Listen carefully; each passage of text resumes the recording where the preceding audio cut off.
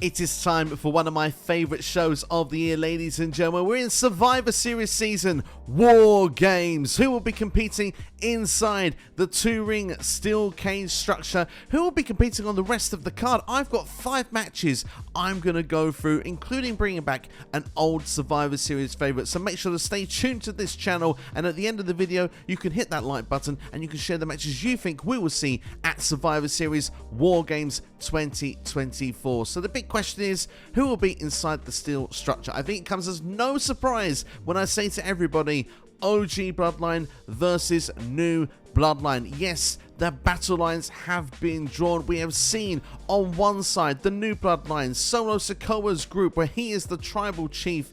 Well, they're all a united front, aren't they? You've got Tama Tonga, Tonga Loa, Jacob Fatu, all pointing in the same direction, going against, well, a team that's in complete disarray. They couldn't get on the same page at Crown Jewel when it was Roman Reigns, Jimmy and Jey Uso. Jey Uso seemingly was having his own entrance, was dressed in his own ring attire. It was all about main event Jey and not aligning back into the original Bloodline. And to be fair, Roman herself as well was sniggering at stuff going on in the ring. It just felt like these were not completely on the same page, but they're going to need to do so because Roman got pinned by Solo, ladies and gentlemen. They need to get back on the same side. Sami Zayn went to make the save when Jey was going to be taken out by the new Bloodline after the match. So, well, we know it's going to be 4-on-4, but of course, Sami haluva kicked Roman Reigns, missing Solo Sikoa. Of course, Roman was going for the spear at the same time. There's a lot of friction in that ring, which for me is a lot of exciting stuff. We should get some cinema, some drama, some hopefully long segments. We're going to have, well, Jey and Sami on the same page, Jimmy and Roman on the same page, and well, we sort of know that Jey and Jimmy are sort of back together as well, so we just seem to know who's going to mediate, who's going to make these 4 back together. We may even get friction in War Games itself, but one thing's for sure, to make an early prediction, I do think that the OG Bloodline will be winning inside of War Games. We've got an infamous Tonga Loa right there, ladies and gentlemen, to be pinned or to submit. It just makes sense that the OGs get back in a match that they actually very good at winning as well. They have won inside War Games before. They will do it, in my opinion, again this year. Bloodline versus Bloodline should be very exciting stuff. And well, if you see my Crown Jewel review, which I recommend you go and check out, you'll know that this may not be the only time I think we get this inside of War Games. I think we've got another Bloodline versus Bloodline saga that could play out over the next calendar year. But check out the Crown Jewel review for that one. But if you're sticking around for this video, let's go into the rest of the match card. And well, for a men's War Games match, we need a women's War Games match as well. We've done the classic NXT style of 4-on-4 there, but I'm going 5-on-5 for the women's, what we've seen mainly for the main roster. And we're going to have 2 team captains on this one. On one side, Bayley will be the team captain for the baby faces. Nia Jax will be for the heels, because they've been pretty much rivals for this point for a good number of months. So let's go through the teams of what I think we will see. For the heel side, Nia's team, we will have, of course, Tiffany, Stratton. There's still friction amongst those two, but certainly going to be fun to see that story play out. Candice LeRae has been helping out Nia Jax recently as well, the women's speed champion. Tiffany, please don't cash in on that championship. And of course, to round off the team, it will be Chelsea Green and Piper Niven for me. Chelsea Green, of course, being from Canada, and have her in War Games, I think could just be brilliant character work all the way around. So for me, that is a must-see. For Bayley's team, we'll have Bayley, Naomi and Michin. They've also been getting on pretty well. And then the women's tag team champions, Bianca Belair and Jade Cargill. What will be interesting with this as well is Bayley and Bianca are not always on the same page themselves either, so they probably need to work through some stuff as well. But I think this will be a fun way to get all the women inside of War Games. It's an all SmackDown affair this year around, mainly because, well, we have heard the rumors that Liv Morgan will be defending the Women's World Championship against a winner of a Battle Royal. That was per PW Insider, so I'll come to that match next. Obviously, Rhea Ripley also being on the shelf, so she will not be involved either. I would have had them involved with War Games otherwise. So yeah, the 2 teams I've put together, kind of self-explanatory. Nia Jax has had beef with Bayley, has had it with as well Michin, and as well with Naomi throughout the calendar year since she's moved over to SmackDown. The Women's Tag Team Champions have a bit of a program that they did have with Chelsea and Piper Niven, so that fits nice into the structure as well. It's a great way to get everybody together, because that's usually what they do for War Games. Again, for me, I will have the baby faces going over. I think there'll be more friction with Tiffany and Nia, and I do think that before the end of the year, Tiffany Stratton will be cashing in that money in the briefcase on Nia Jax. She will have had enough at some point. It's how far she can be pushed. Moving on to then, who will be taking on Liv Morgan then? Well, if the PW Insider report is correct and it's a battle royal, remember this show is in Canada. Rhea Ripley is on the shelf. Becky Lynch has still not returned to WWE. However, Liv Morgan is starting to make mention that she's retired Becky Lynch. Hint, hint, Becky is coming back soon. I think the Royal Rumble, the person I think Liv Morgan will be taking on now is going to be not Valkyria, because that would have made sense with the Becky Lynch stuff. It's going to be Natalya. Like I said, this show is in Canada, ladies and gentlemen, and who is someone that can be in the match with Liv Morgan for about 6 or 7 minutes, can do the job, have a decent match as well, have a hometown pop, but no shame in losing. Natalya signs all those boxes. So yeah, Liv Morgan will retain the championship. It's a fresh match, it's a fresh program. I think then she can move on to Valkyria as she starts to boast more about that Rhea's in the rear view mirror.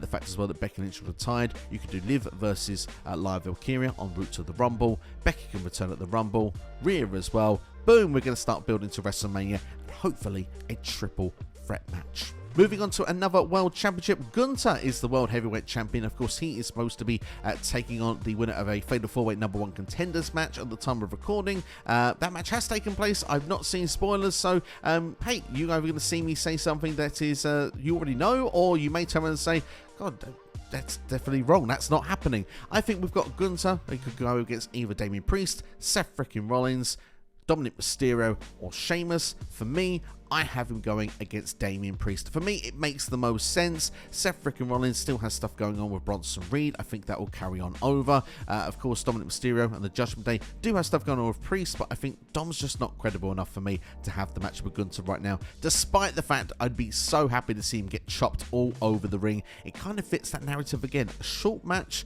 in between the War Games matches. It could fit the narrative, but I'm going to go for Priest. Sheamus, we've been there before with Gunther. Many great matches, but Sheamus' chest could do with a break at this point. Let's just be honest here. So Damian Priest, he is the guy that lost the title thanks to Finn Balor. Not had the proper rematch. Survivor Series for me is the right spot to do so. Gunther can hopefully get the clean victory, although I wouldn't be surprised if Finn Balor got in on the act once again, because Balor and Priest will happen at least one more time. Will it happen perhaps Saturday night main event, or will it go all the way to WrestleMania? That's still yet to be determined at this point, but for me, Gunther would be picking up the win over Damian Priest and retaining his championship. So that's 4 matches. Let's do one more match, and this is a good way to bring back a Survivor Series favourite, a good way to get more people on the card. And well, we've had some issues with some GMs at the moment. Adam Pearce and Nick Aldis, they're not getting along, and it's getting worse on a weekly basis. Insults are being flying out between these guys. Show invasions. Certain people have agreed to come on, not others. I think Adam Pearce in particular had upset that the new Bloodline came on to Monday Night Raw just a few weeks ago, and the insults are coming out. And of course, just this past week at Crown Jewel, Adam Pearce suffered an RKO from Randy Orton, with of course the melee and scuffle going on between Randy Orton and Kevin Owens. So I'm going to suggest for you the return of a traditional 5-on-5 Survivor Series match. Team Pearce versus Team Aldis. I think that's a lot of fun and a great way to do it. It's almost battle of the brands, if you will, bragging rights. Put something on the line. Put the number 30 spot in the Royal Rumble on the line for this. That would be a great way to do it. And of course, having it as well as like GM's teams, we don't have to worry about, oh, we have one for the men, one for the women. It's just, this is because it's Nick Aldis versus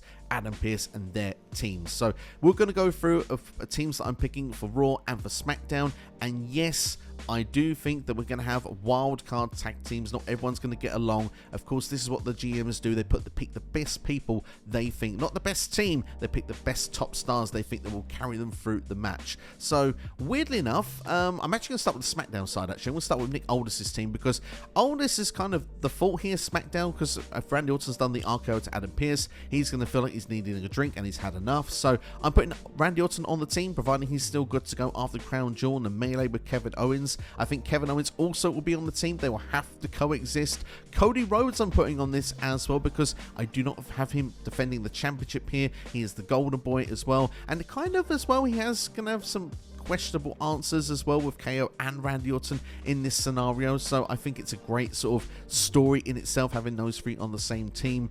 To round things off, I'm going to go with the United States Champion LA Knight, and I'm going to put Carmelo Hayes on the team as well, the young upstart, someone who was a number one first round draft pick for SmackDown earlier this year, and they need to start showing it off. It needs to be on more PLEs in my opinion, so he will round off the team. It's almost like that as well, the bright spark star of the future, because keep that in mind, there'll be one of those on the Raw team. Moving over to the Raw side then for Adam Pearce's team, and yes, there will be just the same amount of friction on this team as there is on the SmackDown team. Seth Freakin Rollins will be on this team. CM Punk I'm going to put on this team. He may be a late addition to come in to be a part of this team. Bronson Reed I'm going to put in on there because of the attraction causing chaos. If SmackDown want to bring chaos to Adam Pearce, he will bring it to Monday Night Raw. I mentioned about star attractions, and I also mentioned about breakout stars. How about Bron Breakker being on the team as well? The current Intercontinental Champion also means that we have the United States Champion and IC Champion in the same match. And yes, to round things off, returning Drew McIntyre, who's not been around as much since the Hell in a Cell match. Was tempted to add Braun Strowman into the mix, but I think that I'm quite happy with my lineups. I think it'll be a fun time. Honestly, I don't know which way it would go looking at these sets of teams, but I will go with Team Pearce to pick up the victory, just purely on the basis that they've really got something going on with Kevin Owens right now, where I don't think he'd want to team with this team. I think he'd also want to cost his own team the match because they really cannot coexist. But the idea of the elements as well of Seth and Punk, Seth and Bronson, Punk and Drew being on there as well. Punk has mentioned Bron's name, Bron Breakker's name previously as well. So there's all sorts of combustible elements that goes for both teams, but I will go for Team Raw or Team Pearce, dare I say, to pick up the victory there. But that's my thoughts and opinions and predictions for Survivor Series War Games 2024 with a bit of fantasy booking and, well, also some predictive results as well. Let me know what you think of the card in the comments below, and as well as that, if you enjoyed the video, hit the like button, share with a friend, subscribe as well, and let me know what matches you think we'll be seeing at Survivor Series 2024 in Vancouver at the end of November. Thanks for watching. Look after yourselves and each other, and as I mentioned earlier in the video, check out the Crown Jewel full review, which is up on the side of your screen right now. Take care, see you next time.